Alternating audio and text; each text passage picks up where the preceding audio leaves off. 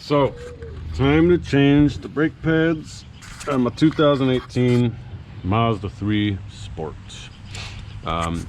So important to know, it has the electronic parking brake. So it's got a little bit more complication here than a normal, simple mechanical style parking brake. So that means basically you got your brake line coming in here, and you've got an electronic connection to control the electronic brake. So I've got my breaker bar. I've already put my 13mm socket on there, and I'm gonna start by breaking loose 2 bolts, okay, on the caliper. And that's pretty much it. So I hope you can see this okay. I used the wire brush, clean up around the bolts a little bit already before I started filming. So let's see here.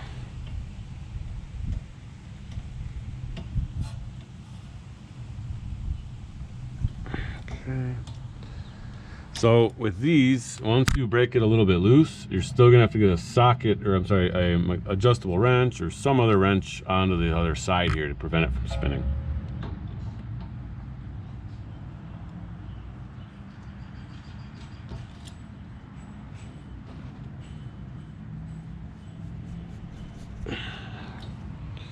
All right, so we got that. So now we're going to use this adjustable wrench.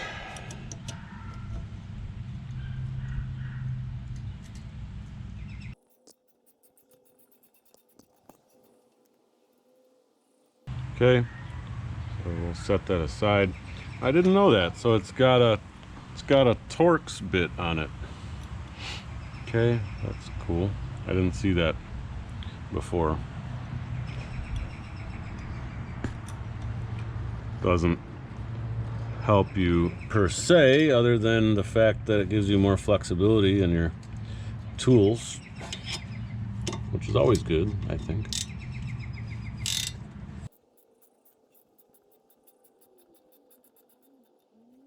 Okay, so we should be loose now. Yes, we are. That's great. So now this caliper should sort of slide off the pads. Okay. I'm try to clean that up with the wire brush real quick.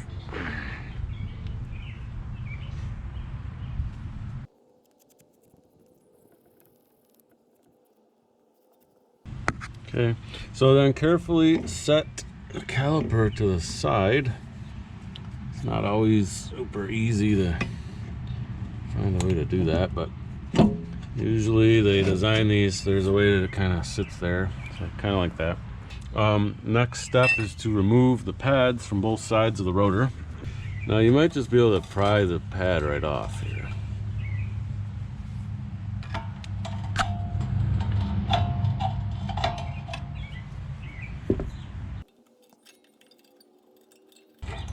So in my case, I think I definitely went a little too long without changing these pads.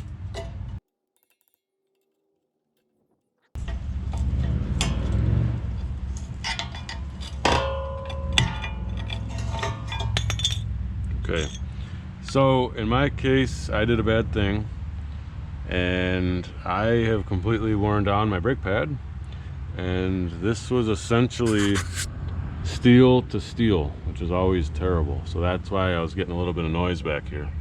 I think I caught it sort of early. It's definitely sort of removed some material on the rotor, so that's bad.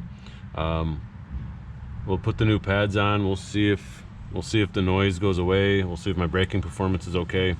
If it's not okay, I'll pay for a new set of rotors, or you could have these machined down. My car is at like 26,000 miles, and I almost never use my brakes. I do a lot of engine braking with my manual transmission. Yeah, I mean, my goal when I'm driving is to never touch my brakes. I obviously do use them, but I try hard not to. Try to time the lights, and anyway, but that's not very far. 26,000 on a pair of brakes is not very impressive to me.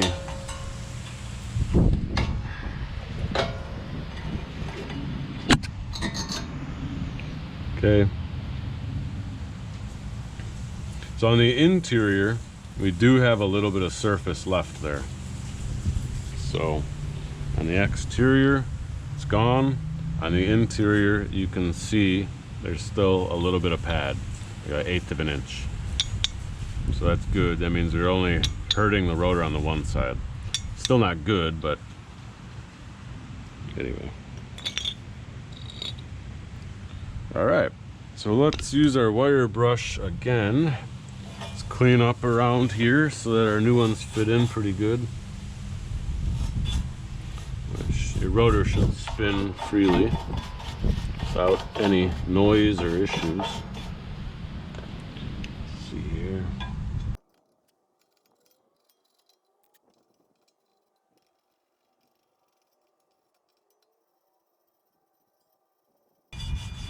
Now hopefully when I put the new pads on, after giving a little test drive, I might be able to get some of this rust off just from the friction of the new pads, but we'll see. Rust is normal on rotors. I mean, if you check your rotor just after one day, oftentimes the dew from overnight will rust them. And that's normal, and you just use the brakes and the rust goes away, and it's normal stuff.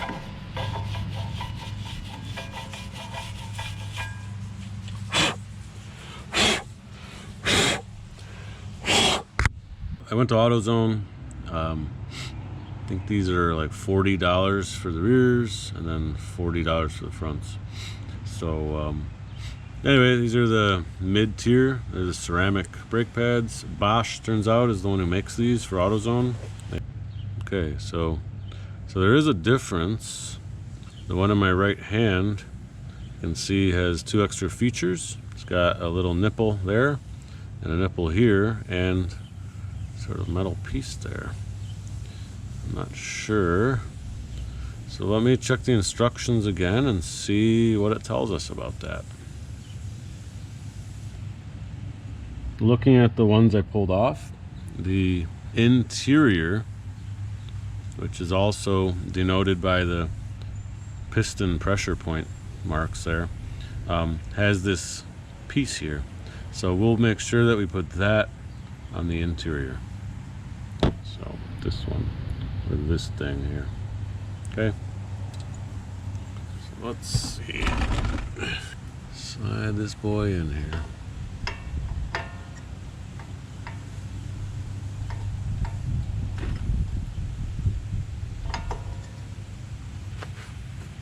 I'm gonna softly use my mallet here.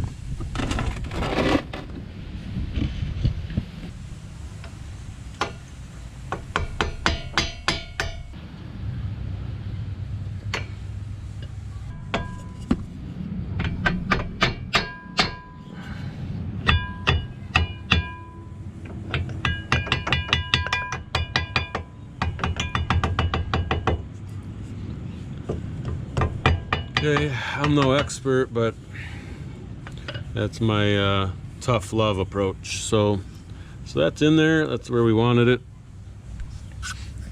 You probably can't see that super well, but it's seated flat against the rotor.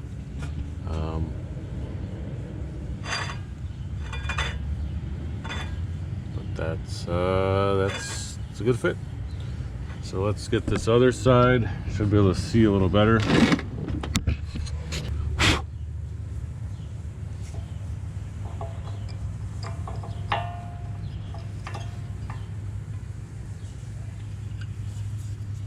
And again, I'm going to try to be as gentle as I can.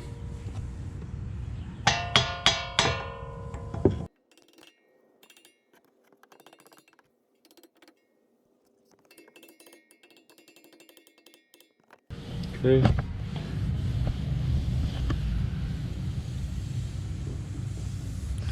We got no wobble, we're nice and flat.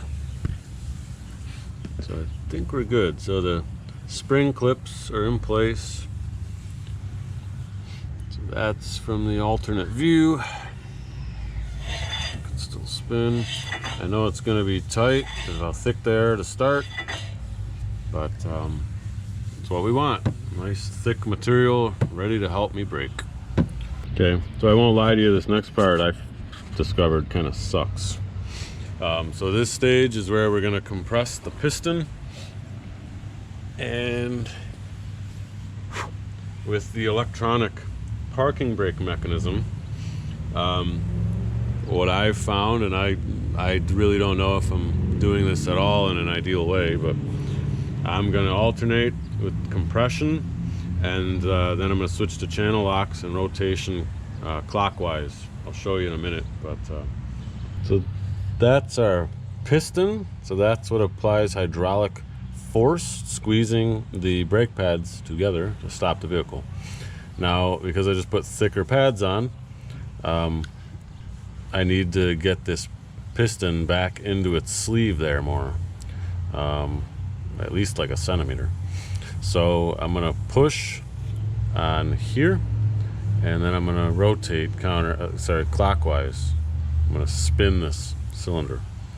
So I don't know how well I can show you that, but let me show you the compression stage first.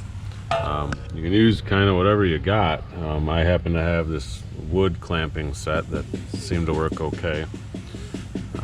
So let's see here if I can show you this. Now I'm gonna compress, and maybe I only get a millimeter. Yeah, hardly any movement, but this is the game. Okay, you get your channel locks around this piston. Careful of the boot. You don't want to hurt the rubber if you can avoid it. Rotating, rotating, rotating. Alright, now let's compress again.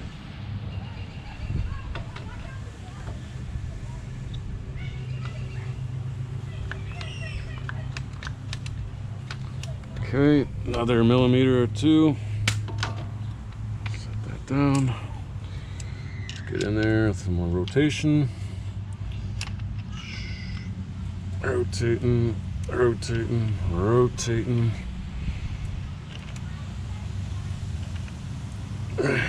Compression.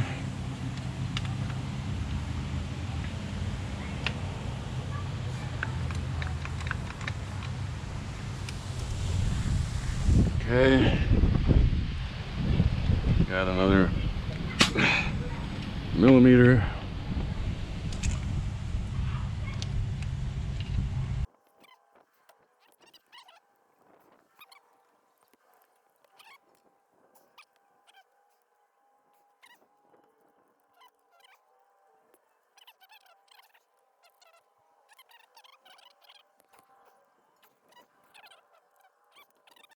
All right, so I did another maybe 15 or 16 cycles alternating between the clamping and the turning. It just barely fits. So with a new pad on, I mean, it is a tight fit. So I hammered on it a little with my palm. I mean, you can see I'm talking about, it's all the way in there now. So anyway, so that's pretty much it. I should be able to just tighten up these bolts. And we should be ready to rock and roll and try it out. So let's get our adjustable wrench and our screw, sorry, our bolts.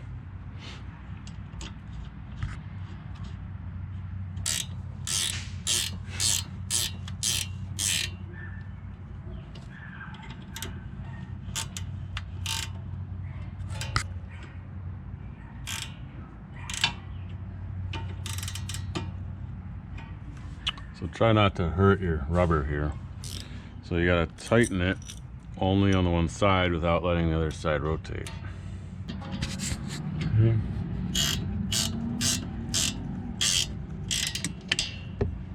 I'll try to sort of evenly do it. Oops.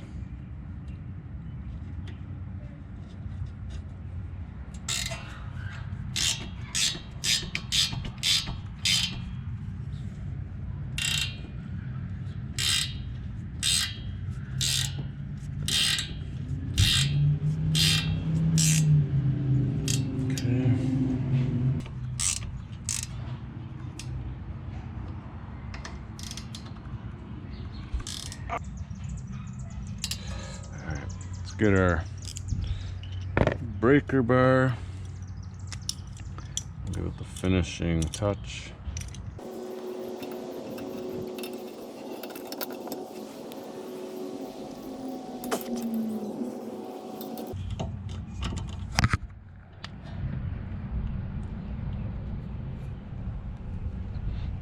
Okay. All right, let's go throw our lug nuts on here and give this thing a trial run. All right, and just one final note. I've got my white lithium grease on the hub here. It seemed like that really helped prevent the wheel from bonding to the hub. So next time I change to my winter tires again, I want to be able to easily get my all-season tires back off. So anyway, let's throw our boy back on here.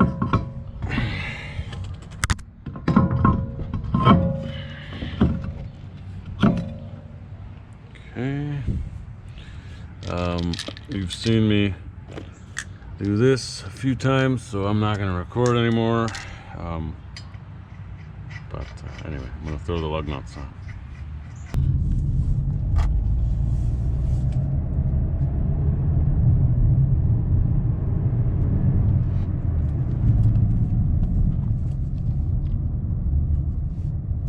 Okay. The brakes work, but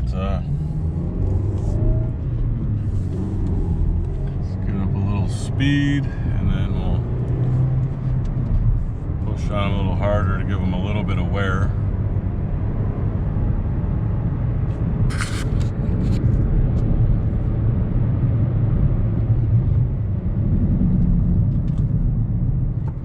I want to make sure that I'm wearing out, smoothing over the driver's side rear rotor.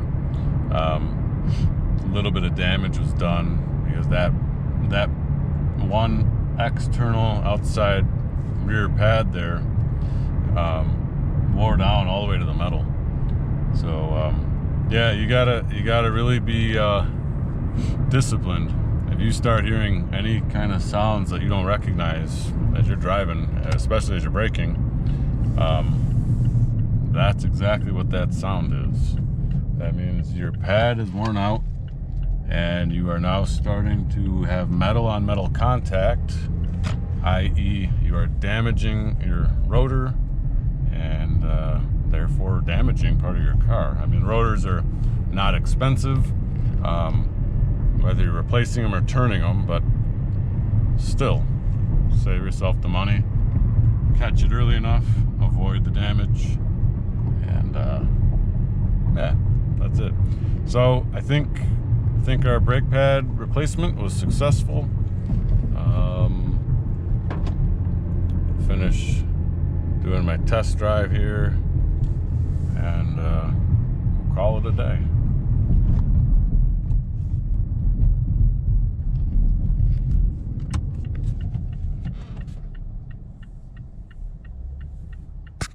Signing out. Thanks for watching.